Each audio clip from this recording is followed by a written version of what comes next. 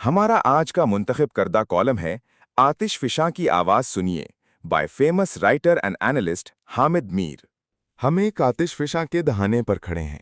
हमारे कदमों के नीचे जेरे ज़मीन काफ़ी गड़बड़ है। इस गड़बड़ का पता लगाने के लिए ज़मीन के साथ कान लगाने की ज़रूरत है, लेकिन हमारी ज़्यादा तवज्जो ज़मीन के ऊपर जारी गड़बड़ पर है। ज़मीन के ऊपर जारी गड़बड़ का ज़ेरे ज़मीन गड़बड़ से बहुत गहरा ताल्लुक़ है। हमें सिर्फ वो आतिश नज़र आती है जो नफ़रत की सूरत में इंसानों के दिलो दिमाग में भड़क रही है। इस आतिश का नतीजा जंगो जदल और कत्लो गारत की सूरत में नज़र आ रहा है। लेकिन जो आतिश फिशन ज़मीन के नीचे है वो सिर्फ एक कौम व मुल्क नहीं बल्कि पूरे खित्ते और पूरी दुनिया की तबाही का बायस बन सकता है। इस आतिश फिशा को समझने के लिए हमसाया मुल्क भारत की रियासत मगरबी बंगाल चलते हैं। भारत को दुनिया की सबसे बड़ी जमहूरियत कहा जाता है, लेकिन चंद दिन कबल भारतीय वज़ीर आज़म नरेंद्र मोदी ने सुप्रीम कोर्ट ऑफ इंडिया और इलेक्शन कमीशन ऑफ इंडिया की मदद से मगरबी बंगाल में इलेक्शन जीतकर कोलकाता में भी जमहूरियत का जनाजा निकाल दिया। मगरबी बंगाल में तरन्नुम कांग्रेस की ममता बनर्जी 2011 से वज़ीर आला थीं। इन्होंने मगरबी बंगाल की 27% मुस्लिम आबादी और 23% दलित आबादी की मदद से यहां बीजेपी का रास्ता रोक रखा था।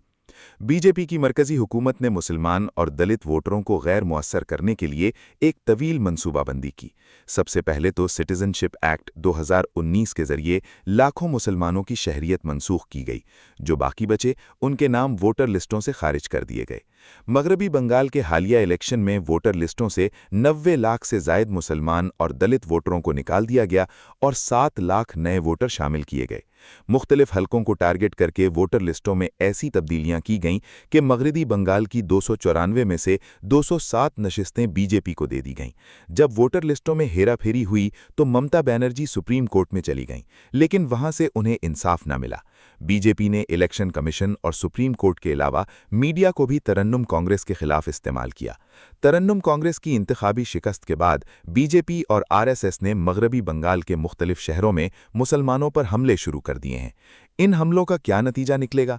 मगरबी बंगाल की 27% मुस्लिम आबादी के नौजवान आरएसएस का मुकाबला करने के लिए अस्करियत का रास्ता इख्तियार कर लेंगे।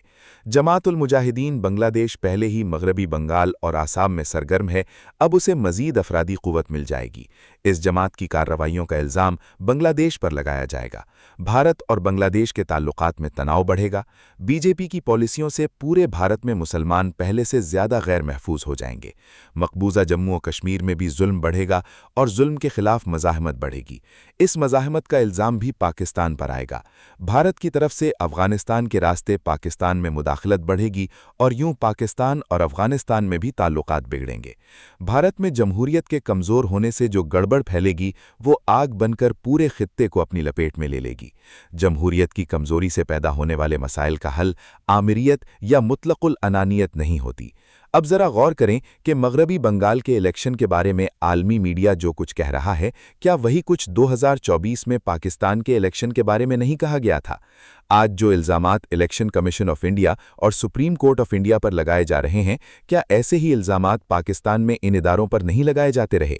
वक्त गुजरने के साथ साथ पाकिस्तान के नाम निहाद आज़ाद मीडिया पर इलेक्शन कमीशन और सुप्रीम कोर्ट के बारे में तनकीद कम होती जा रही है, क्योंकि भारत की तरह पाकिस्तान में भी मीडिया पर रियासत का कंट्रोल बढ़ गया है। अब आइए उस आतिश फिशां की तरफ जिस पर हमें तवज्जो देने की ज़रूरत है। ये आतिश फिशां दरअसल वो शिद्दत पसंदी और अस्करियत है जो जमहूरी इदारों की कमज़ोरी की वजह से हमारे नौजवानों में फैल रही है। गुज़श्ता दिनों 4 सद्दा के नामवर आलिम दीन मौलाना शेख मोहम्मद इदरीस को दहशतगर्दी का निशाना बनाया गया। शेख मोहम्मद इदरीस खैबर पख्तूनख्वा असम्बली के साबिक रुकन थे। वो अस्करियत की बजाय सियासी जद्दोजहद के कायल थे। कुछ अरसा से उन्हें धमकियां दी जा रही थीं कि वो जमहूरियत और आइन की हिमायत छोड़ दें। उनके कुछ शागिर्द भी उनसे पूछते थे कि जिस जमहूरियत में इंसाफ ना हो और जिस आइन को ताकतवर लोग अपनी मर्जी के मुताबिक इस्तेमाल करें, इस जमहूरी निज़ाम की हिमायत का क्या फ़ायदा? शेख मोहम्मद इदरीस ने धमकियों के बावजूद सियासी और जमहूरी जद्दोजहद की हिमायत जारी रखी और आखिरकार गोलियों का निशाना बन गए।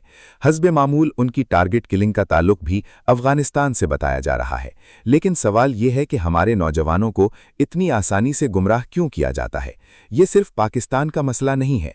अक्सर मुस्लिम ममालिक के नौजवानों में शिद्दत पसंदी तेज़ी से फैल रही है। गुज़श्ता हफ्ते मुझे इस्तंबुल में मुख्तलिफ मुस्लिम ममालिक के ज़ेर अताब और मतलूब रहनुमाओं के साथ मुलाकात और गुफ्तगू का मौका मिला।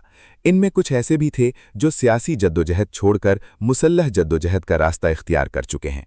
इन रहनुमाओं का कहना था कि जब उनके जमहूरी इदारे गैर मुअस्सर हो गए तो फिर अपनी बका के लिए उन्होंने बैलेट की बजाय बुलेट का रास्ता इख्तियार किया।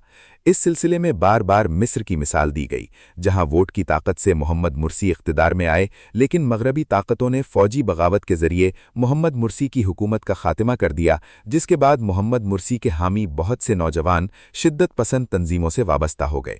पाकिस्तान के हालात मिस्र से बहुत मुख्तलिफ हैं, लेकिन यहाँ पर जमहूरी निज़ाम के अंदर रहकर सियासी जद्दोजहद की हिमायत करने वाले उलमा को निशाना बनाने के वाक़यात बढ़ रहे हैं।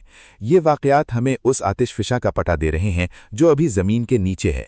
हमें इस्लामाबाद, लाहौर या कराची में बैठकर ज़्यादा नज़र नहीं आएगा, लेकिन अगर आप पेशावर या डेरा इस्माइल खान की तरफ जाएं तो आपको ज़ेरे ज़मीन आतिशफिशा की खौफनाक आवाज़ें सुनाई देंगी।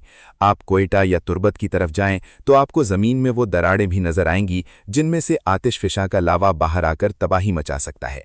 ये सारी गड़बड़ जमहूरी इदारों की कमज़ोरी के बायस बढ़ रही है। अगर हम पाकिस्तान के अरबाब इख्तियार से इन मामलात पर बात करें तो वो कहेंगे इलेक्शन कमीशन, सुप्रीम कोर्ट और तमाम दीगर इदारे जो भी कर रहे हैं कानून के मुताबिक कर रहे हैं, सब ठीक है। उनका मौक़िफ़ है कि सारी गड़बड़ भारत और अफ़गानिस्तान की तरफ से हो रही है।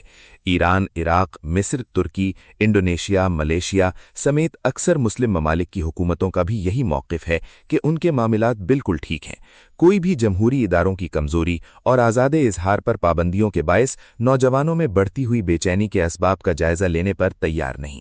फ़िलहाल तो ईरान के खिलाफ अमेरिका और इसराइल की जंग ने इस बेचैनी और नफ़रत को कुछ ब्रेक लगा रखी है, लेकिन जंग के खात्मे के बाद ये बेचैनी बहुत से अहम मुस्लिम ममालिक के लिए चैलेंज बन सकती है, क्योंकि दुश्मन इस बेचैनी को हमें आपस में लड़ाने के लिए इस्तेमाल करेगा।